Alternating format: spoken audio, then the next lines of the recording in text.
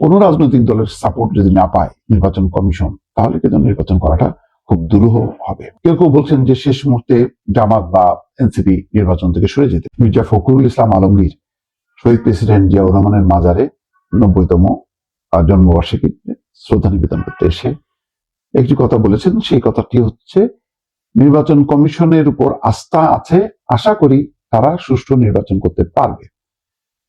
এটা কেন বললেন, এটার মাঝে যা বোঝা যাচ্ছে, গতকাল তিনি নির্বাচন কমিশনে গেছেন, সেখানে যে পোস্টাল ব্যালটের কথা বলেছেন। এছাড়া দ্বৈত নাগরিকত্ব, ঋণ খেলাপি, এই ইস্যুতে যে বিএনপির কয়েকজন প্রার্থীর নমিনেশন বাতিল হওয়া, সেটা ব্যাপারে আপত্তি বা ক্ষোভ জানাতে গেছেন।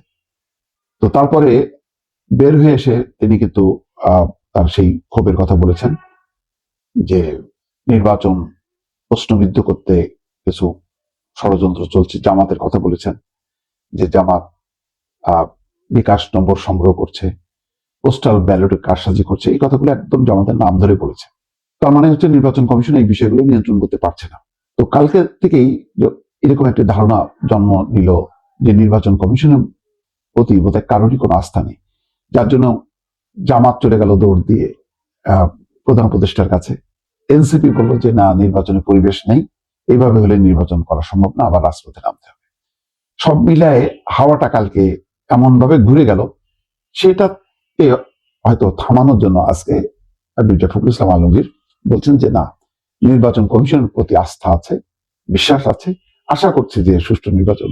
বিষয়টা হচ্ছে এমন যে আসলে যদি বিএনপি মোটামুটি মানে তার বিষয়গুলো যদি জটিলতা না থাকে, ঋণ খেলাপি এবং দ্বৈত নাগরিকত্বের ইস্যুতে পোস্টাল ব্যালটের ব্যাপারে যদি একটা সমাধান হয়, তাহলে হয়তো বিএনপির আর তেমন কোনো আপত্তি থাকবে না। কিন্তু জামাতের কি থাকবে? এটা কি মেলানো যাবে? মেলানোটা বেশ কঠিন। কিন্তু কোনো রাজনৈতিক দলের সাপোর্ট যদি না পায় নির্বাচন কমিশন, তাহলে কিন্তু নির্বাচন করাটা খুব দুরূহ হবে। কেউ কেউ বলছেন যে শেষ মুহূর্তে জামাত বা এনসিপি নির্বাচন থেকে সরে যেতে পারে, তাহলে নির্বাচনের কি হবে? নির্বাচন ভণ্ডুল হবে। বিএনপি কি সেটা চায় না?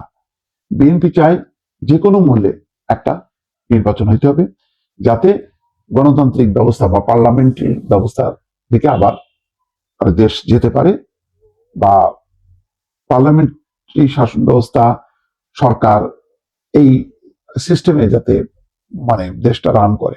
তা নাহলে মহা দুর্যোগ, বিপদ, এটা তারা বহুবার বলেছে। এবং অনেকেই মনে করে যে এখন নির্বাচন হবার মধ্য দিয়ে একটা নির্বাচিত সরকার দেশ শাসন করুক, বিদ্যমান সংকট, আন্তর্জাতিক দেশীয় সেই সংকটগুলো সমাধান হোক, এটা সবাই প্রত্যাশা করে। এই জন্য দেখবেন যে বিদেশিরা খুব ঘন ঘন কিন্তু দৌড়ঝাঁপ করছে, এই বিএনপির কাছে যাচ্ছে, জামাতের কাছে যাচ্ছে, এমনকি এনসিপির কাছেও যাচ্ছে।